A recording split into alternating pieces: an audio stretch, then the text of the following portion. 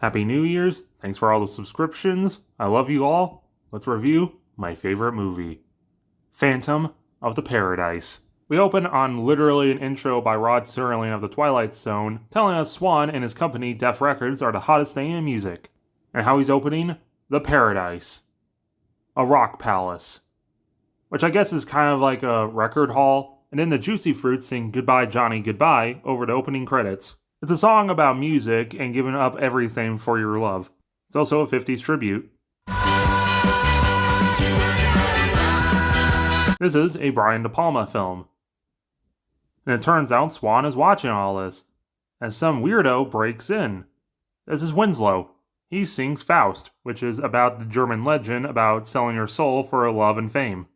And as I live my role, I swore I'd sell my soul for one love who would stand by me. Swan loves the song. It moves him. He enjoys it. But he doesn't care too much for Winslow, so he sends his guy out and says, they'll take what he has already, and they'll call him back later. For sure. Remember, it's the 70s, so... We don't have cell phones. So when they say hang by a phone, and sitting there looking at your phone, waiting for it to ring, and sure enough... 1 month later, Winslow goes to Def Records to try and ask around, but they just chase him out. So instead, he just goes to visit Swan's place. Never thought I'd get to meet the devil. Never thought I'd get to meet the devil literally just recaps what I said. At Swan's place, there's a bunch of women lining up to audition for Faust. But the only one with talent is Phoenix. Winslow and her hit it off, but then he realizes that Swan stole his song, so he tries asking around just to get thrown out. You guys know where a good department store is? Yeah, we'll take it. We'll go. His audition's a casting couch. Oh, Mr. Swan, you remember me? I'm Winslow Leach. And then we finally get to meet Swan himself.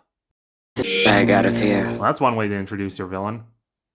And he's getting kind of sick of Winslow, so he has him beat up and the cops plant drugs on him. You know what you could get for pushing in this state? Life! But I'm innocent! Swan stole my music and framed me! Ironically, Swan actually did write the song because he's played by Paul Williams, who did the music for the film. For those who don't know, Paul Williams is one of the most prolific songwriters of all time, writing for David Bowie, to Daft Punk, to even Kermit the Frog. So yeah, it's kind of ironic that he's the one playing the greedy record producer. Because originally he was supposed to play Winslow, but Paul Williams wanted to play Swan. William Finley, who plays Winslow in the final film, wasn't originally going to play Swan, he was originally going to play a different character we'll meet later. Anyways, Winslow's sent to Sing Sing prison, which means we're in New York, and for the last 6 months, he had his teeth pulled, and he was forced to make merchandise for the Juicy Fruits as they play his song. But eventually, he escapes, straight up cartoon style. With fast motion, he makes it back to Swan Records, and he starts smashing the place up. And he finds the records and smashes them up. And he finds the record press, and he has a convenient stick of dynamite to go with it.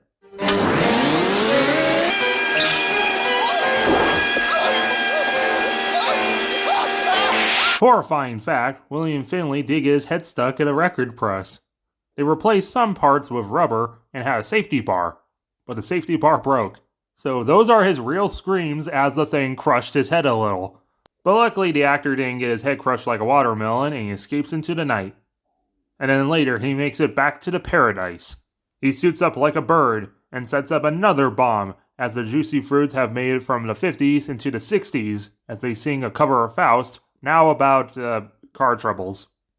I was not myself last night, lost the fight, my Woody barely running.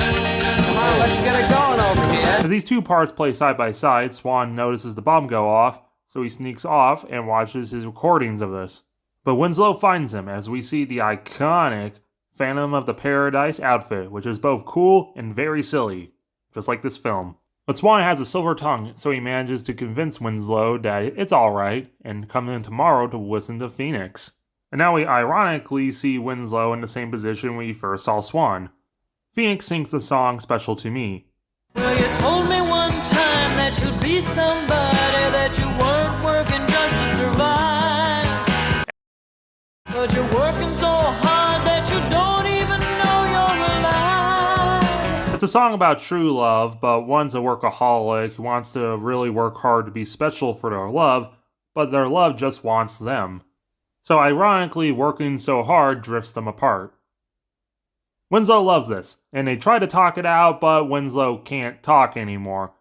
So the two decide to work on his voice box. In song, of course.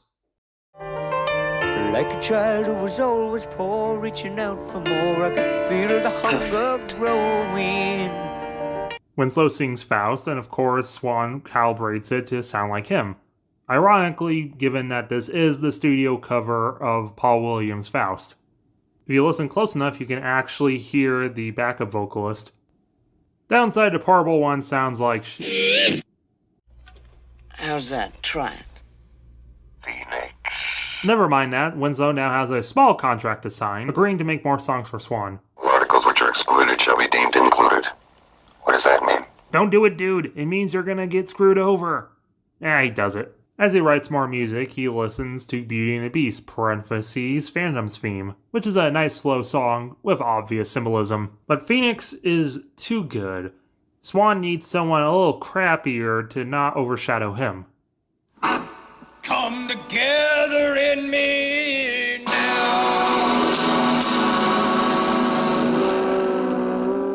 He smells bad, he plays worse, and his look is even worse. I could feel the hunger growing. So the next day, at the airport, Swan introduces the world to Beef, and how the Juicy Fruits have now become a punk band.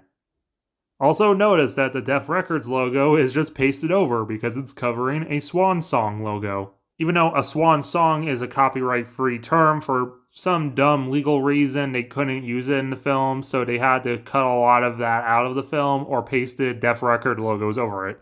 And remember earlier when I said William Finley was going to play someone else, originally he was going to play Beef, and Garrett Graham was going to be Swan. But the producers wanted to see if he could do a gay accent. That's fine, that's good. But could you try it a little more, try it a little more sort of exotic. I didn't know what the hell they were talking about. They finally said, well, can you try it a little bit more like Little Richard? I really had no idea what they were talking about. So just for a laugh. They didn't want to say gay, they were just going to... They wouldn't say it. Yeah. Finally, for a laugh, I said, what do you mean, like more like this? That's it! Oh, they loved it. I thought they were kidding, you know? And it was just shtick to me. What? Man, you better get yourself a castrato for this, because it's a little out of my range. Of course, Winslow wrote all the songs for a girl, which is out of Beef's range, so Swan just tells him to freestyle it. Doesn't that kind of change the whole thing? Creative license. Every band does at least 2 covers. Swan lies to Winslow, then says Phoenix is alright, and then that night steals the last of the songs from him.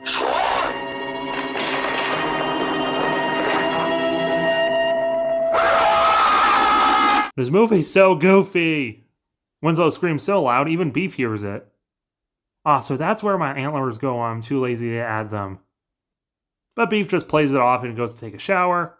And we get probably the most iconic scene in the film where Winslow sneaks and does a Psycho reference with a toilet plunger to Beef to scare him off, which works for a second. Why don't you tell me what it is? Speed, that's what it is. Speed? Yeah. What do you know about it? You just pass the stuff out. I take it. Well, speed's not a hallucinogen. I guess it does make you paranoid, but... At the performance, we get our first song, Someone Super Like You, as the Juicy Fruits have now become Kiss. Somebody Super Like You is a play on Faust as a hard rock song about piecing together the perfect man, out of parts of the audience. Don't worry, they're fake. And they get put together to make Beef for the next performance of Life and last, salutations from the other side. Life at Last is a song about simply coming back from the dead and wanting to fuck.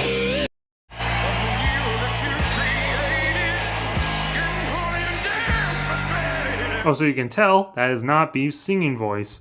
Come together in me now. The joke is he's so bad he's lip syncing.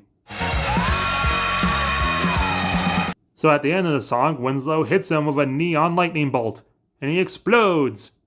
So plan B, actually play Phoenix. Which is kind of weird. She's there, and she's meant to be a backup vocalist, but she's not dressed like any of the other girls in like the caveman outfit. Whatever, she plays Old Souls, which is a song about reincarnating love, and the audience loves it. And Swan loves the attention. And then Winslow remembers this is meant to be a parody of Phantom of the Opera, so he shows her the dangers and evil of the stage. Just for Swan to show her the evils and dangers of the stage and how that's a good thing. So the two go back to his place, ha ha ha. Winslow sees nothing left to do. But he's under contract. He can't die unless Swan dies. So he tries stabbing Swan, but he's also under contract. The next day, Swan's gonna marry Phoenix, and it's gonna be a big event. Winslow sneaks into the paradise again, and he finds some tapes of a younger Swan trying to off himself as a kid, because he can't be young forever. Why not? What? Just for Satan to appear to him. But I am stoned. Why'd you get toasty before doing this? Wouldn't that just make you want not to do it? So Swan takes up the devil's offer, and he signs a contract saying that he won't age. In place, his tapes will. He has to watch them, or he'll die. Which adds a great level to the character of Swan, that he's just about as much of a phantom of the paradise as Winslow is. He's kind of a hermit who stays away from everyone in his own world because he has to always film something or else he'll die. He's a cynical record producer because he always needs to find new things to record, which is why Faust played so well to him, because he did sell his soul for wealth and fortune. He even sneaks off into different places in the paradise with hidden rooms, much like a Phantom of the Opera would. But he's still a bad person who, after the performance of Faust, he's gonna have a marriage to Phoenix, but then assassinate her. So Winslow blows up Swan's tapes. Swan has to wear a little silver fear mask. The assassin takes aim, but Winslow swings in to save her. Swan, looking a little like Freddy Krueger, and the man who lived by the camera dies by the camera. But because Swan dies, the wound from earlier opens up, and now Winslow's dying. And from both their ashes, Phoenix rises, and the crowd goes wild. And we end the film on its last song, The Hell of It. And the days are long and the nights are frightening. Nothing matters anyway, and that's the hell of it. It's probably the best and most well-known song in the film. Definitely the most well-known song by Paul Williams. It's basically a 70s equivalent of Green Day's Good Riddance, parentheses Time of Your Life, but a little less subtle. Final body count? Only 7. This film is an experience. Winslow's a great character who just wants to see the best from Phoenix. Swan's a tragic yet still evil character. The music's great, the aesthetic of the film's great and unique. I love the tragic love story between Phoenix and Winslow. The film's quirky, tragic, unique. It's like an early Rocky Horror Picture Show. It's a unique, fun time that everyone should experience at least once. Eternity out of 10. Hold on. Can I show you? Oh, thank you! Jester. Welcome to hell. Plasma the Death Jester? That's a cool fucking name. Hi, welcome.